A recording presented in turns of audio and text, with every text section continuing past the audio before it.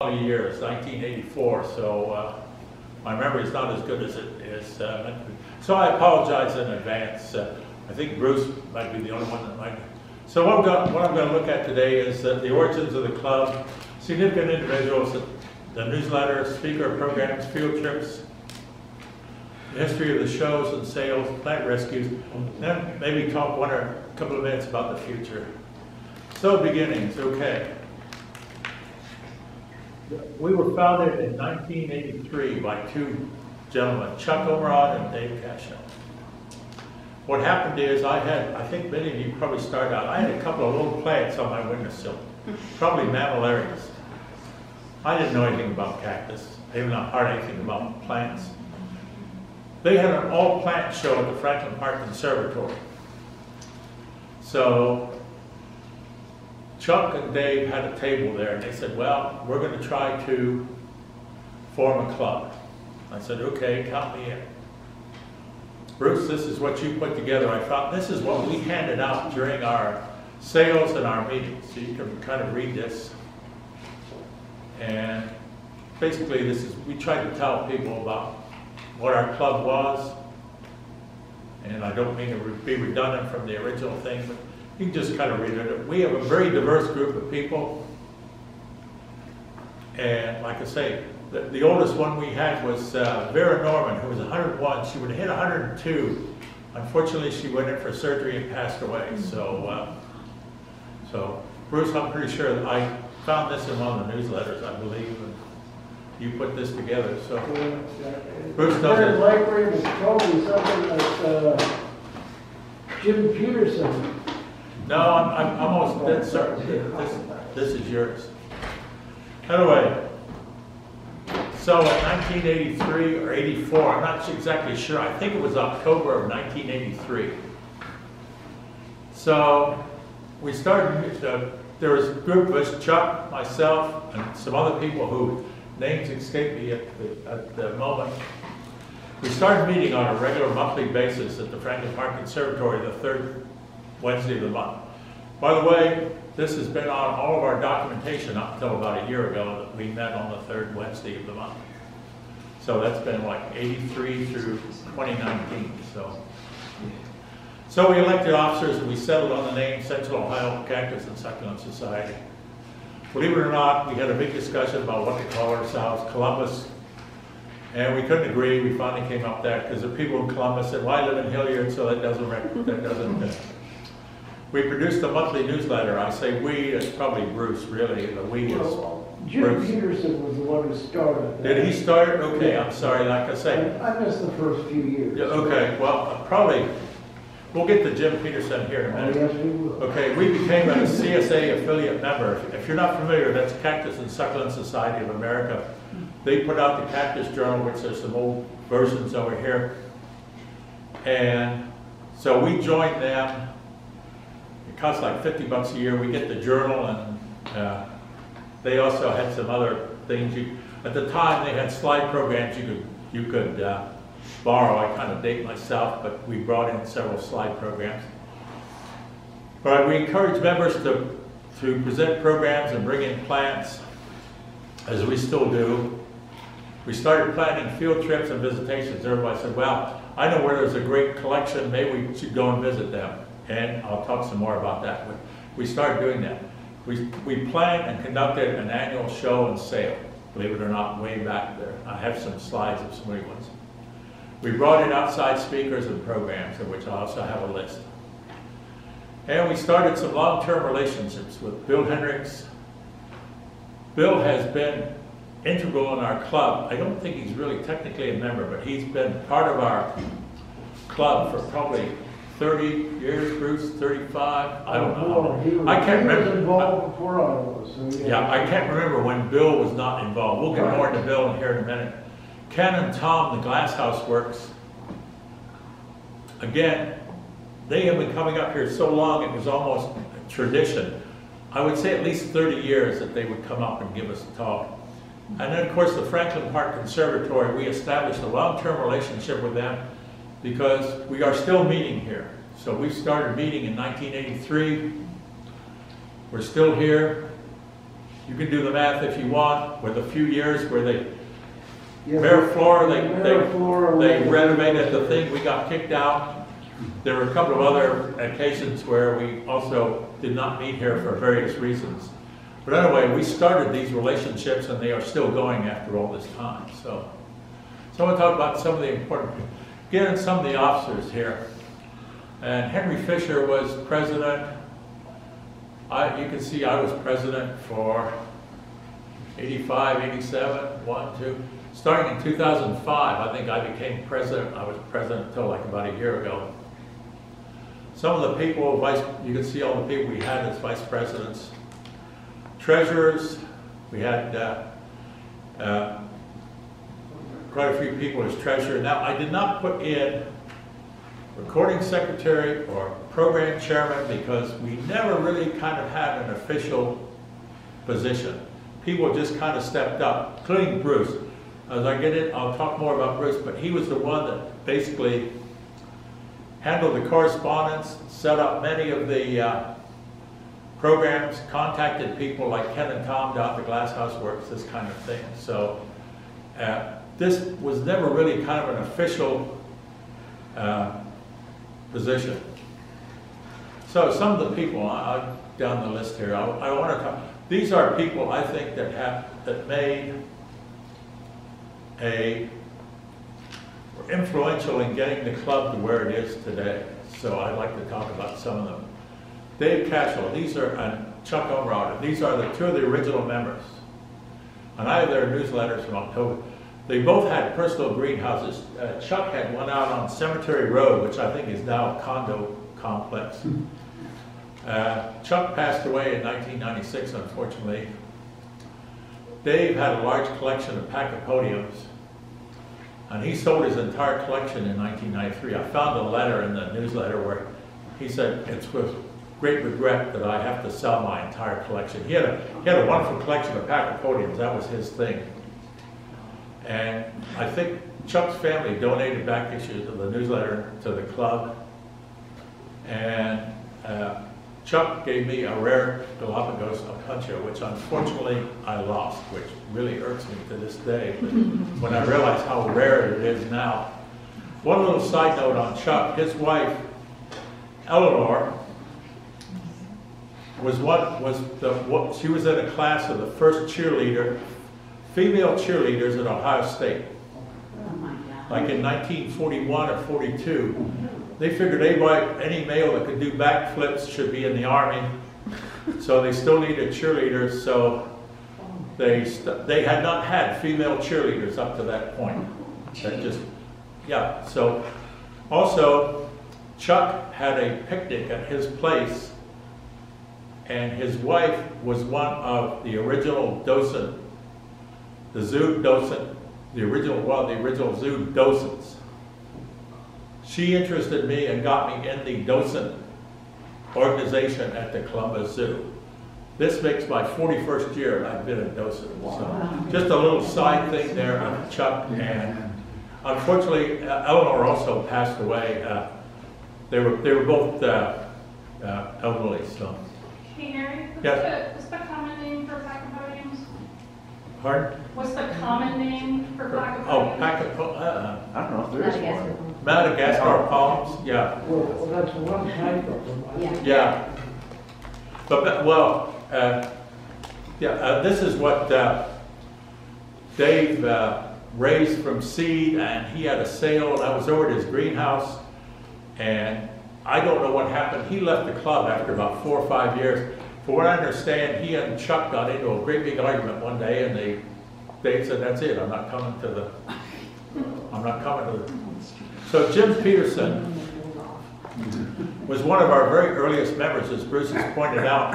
I don't know exactly when he joined. I'm sorry, it's just really hard to go back to. Anyway, he has the first edition of Britton and Rose. If you're familiar with documentation, it was like the first edition was put out in 1909. It was a systematic survey of the cactus of the U.S.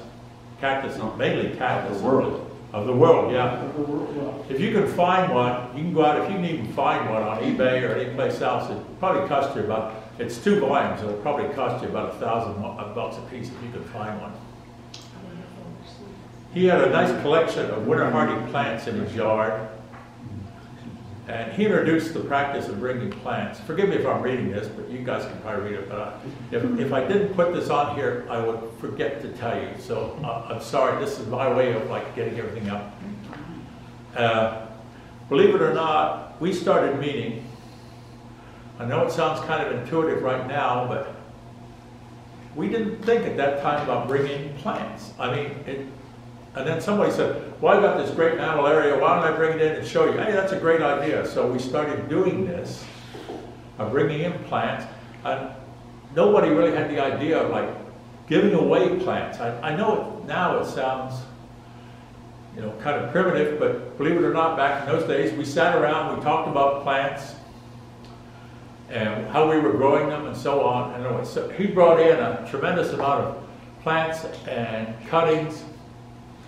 And his plants now are probably distributed throughout central Ohio because he gave me cuttings of Opuntia compressa, or what's the other, humifosa, which is winter hardy here in Ohio. And I gave cuttings to all kinds of people. They're probably all over the place, like I say. He brought in many cuttings. He had a small greenhouse, and he wrote tons of documentation, and I forgot to bring it. Both handwritten and on a TI-99. Probably most of you don't even know what a TI-99 is. It's one of the very first computers. Oh, yeah. The TI, it was a... TRS-80 or something? Yeah, right, yeah. It was one of the very first ones. And word processing. Yeah. He actually digitized his collection. Yeah. He kept copious notes. Oh, yeah, I've got handwritten notes. I was going to try to... I ended up with about 6 binders of his notes. There were ones on plants that I had no interest in, and I gave those to Bill Hendricks because he was interested in them. I got his notes on Opuntia. Yeah, I've got his notes on Opuntia and agaves, and anyway, I thought about scanning them, digitizing them, but I never got around to it. So. He gave a talk on Opuntia and many other talks. He was a very interesting person. His big thing was, he said, if you don't like the name of this plant, I'll give you another one. I'll give you another name. That was his big thing. He hated taxonomists because those of you who are not in the know, taxonomy is an evolving thing. So the notion that things get, you know, you give something a binomial, it's named once and only once, that's a lie. Yeah. And the proof in the pudding is, he was excellent at identifying a plant. If you didn't know what it is that you had in the collection, you'd bring it to the club meeting and he would do it just as Harry was saying, he'd say, give it a name, and then he says, and if you don't like that name, there's about half a dozen other ones. And here's his little greenhouse. Compared to today's greenhouse. It became a walk-in greenhouse. Yeah. And here's part of his outdoor collection, which I got a whole bunch of cuttings from there. It went all the way around his yard, by the way. I just, gotta go back here. His collection in that greenhouse was given to the conservatory. And I hate to say this, I don't want to criticize the conservatory, but they basically frittered it away. I don't know what other term to use, but... and also at the very end, some of the plants went to OSU. Did they? Similar story. Okay, we can talk about OSU in a minute. But anyway, he distributed a lot of these cuttings. You see a lot of winter hardy punches in there, and I think there's like imbricata right there on the left. And but he had a wonderful collection. He was very good about sharing plants. I mean, he just wanted to get plants out. Most meetings that he attended were a feeding frenzy. Oh yeah. He was a very personal person. He would come in with like grocery bags. Right, yeah. To give to everybody. Unfortunately, he got emphysema and he got COPD, and he refused to carry around an oxygen tank. he said he was going to do that, and finally his heart just gave out because he couldn't breathe that much, and so he passed away. But he was in his 70s at least. Bruce, why don't you stand up, because we kept him. This is Bruce. So all these things are. You did the newsletter. You contributed numerous articles. Maintained our website. I actually, again, I think Jim Peterson had volunteered to become the editor of the newsletter. Okay. And I volunteered that same year to be his assistant. Okay. And that was the year that he passed on. So All right. Yeah. he was the editor for about 3 months, and I filled in the shoes for, I don't know, 15, 20 years. Yeah, at least, well, you were doing it till at least 2005, I'd say, so. And you were the author of Cacti in the Snow. Yeah. And you did teach that course, right? Gardening with cacti, what was That was through, yeah, it was. Through the extension? Through the, extension program? Creative arts program. No, it wasn't the creative arts. I forget what they called it then. It's changed its name, but it was like through, like an extension. Yeah, it was an extension program that you taught that. You developed a Winter Hardy Cactus garden at the conservatory. Right, which in the courtyard just outside of the I have a picture of it. I managed to find a picture of it. And I got a few pictures in my collection. Yeah. Because it was a protected space, surrounded on all sides by high walls, and it was a south wall that most of them thrived at, I was growing plants there that I couldn't maintain in my own garden. So, you know, I have pictures of Cylindropuntia leptocaulus in bloom, and I was like, well, I could barely keep them alive in my garden, let alone to get a flower. So, do I need to stick here still? Or? No, you can. I just wanted to make sure everybody knew, because I consider anybody that knows Bruce has been around the club. He has probably been one of our anchors. He's given numerous programs on winter hardy and alpine plants, cactus in the snow he did, and all the ones you can see there. He's given just one of. Oh, okay. Here's the winter hardy garden. Unfortunately, this literally got railroaded. And I use that term because that's what happened. They put in a railroad, that toy railroad around outside model train people. the model train. And which probably wasn't as spiny as all that. No. So the cactus garden there, which was developed by Bruce, entirely, he supplied the plants, did all the planting. And then they tore it up to put in that model railroad. So literally it was railroaded. So Where's the railroad? It's not there.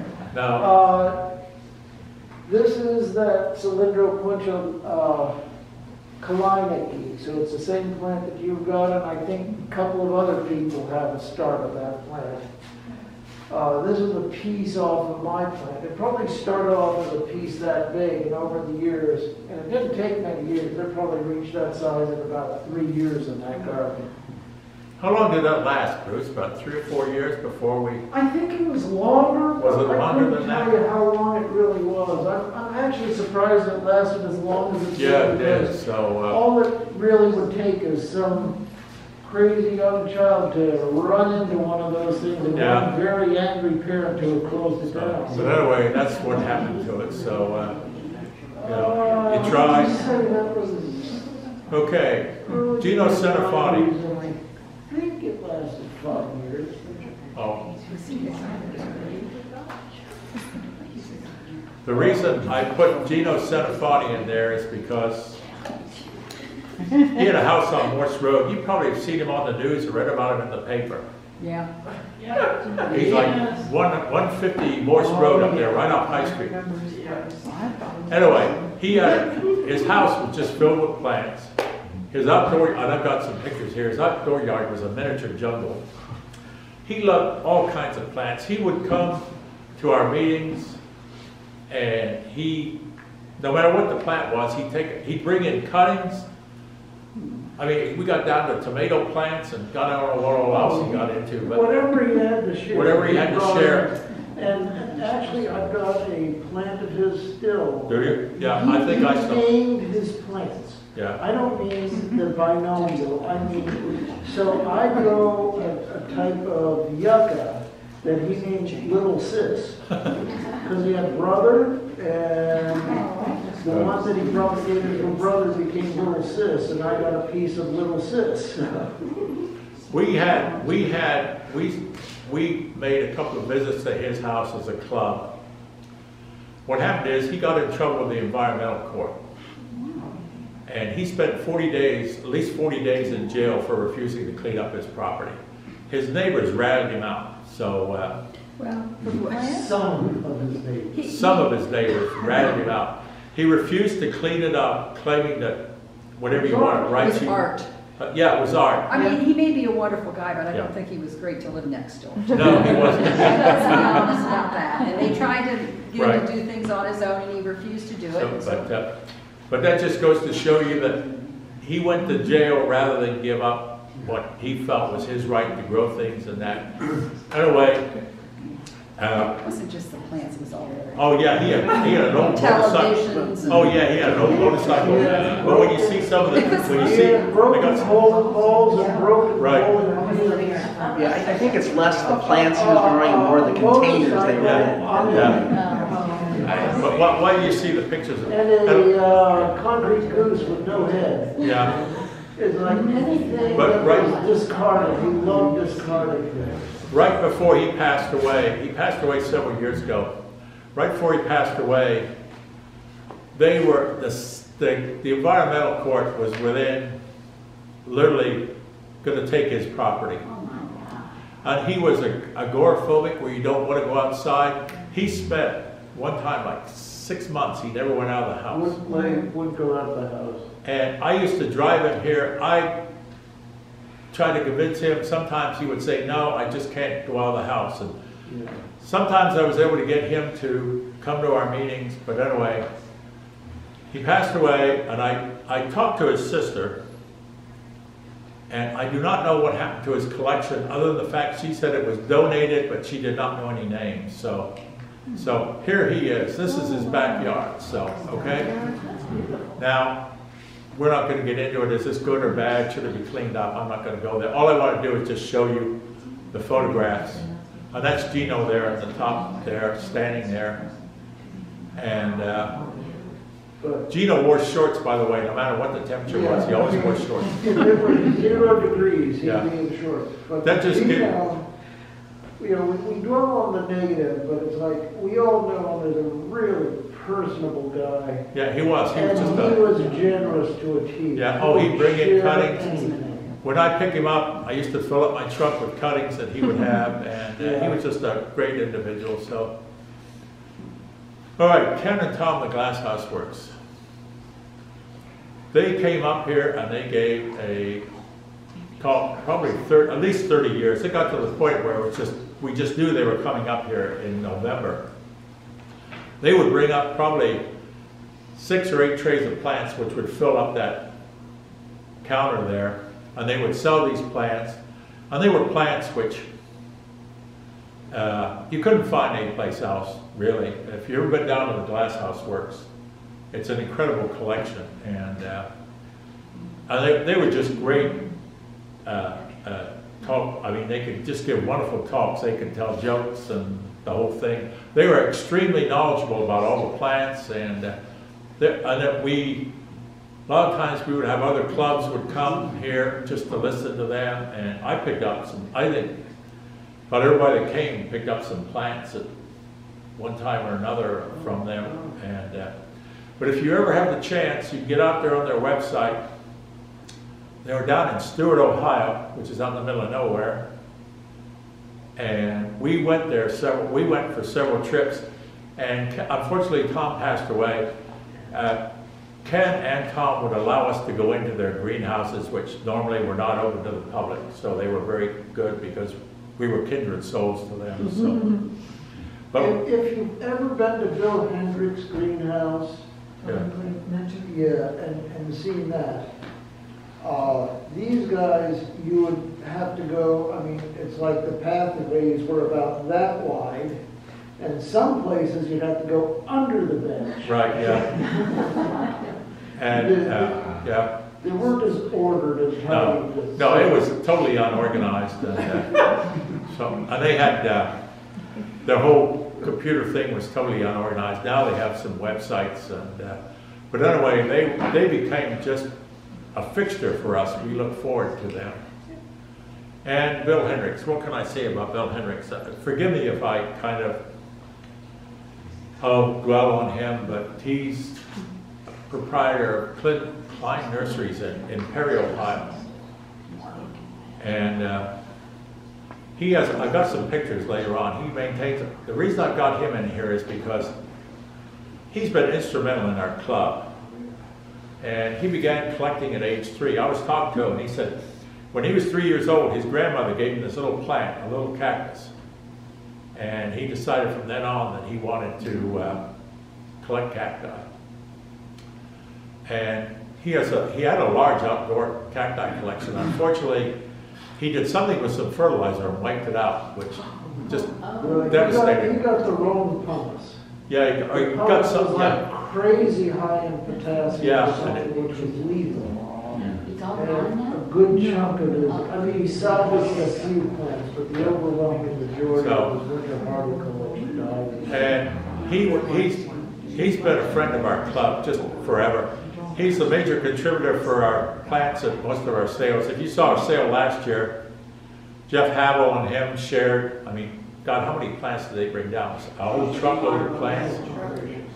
And not only that, it's plants that you just will not see anyplace else. I mean, you won't see these in the big box store. And he was very generous in pricing and accepting payments.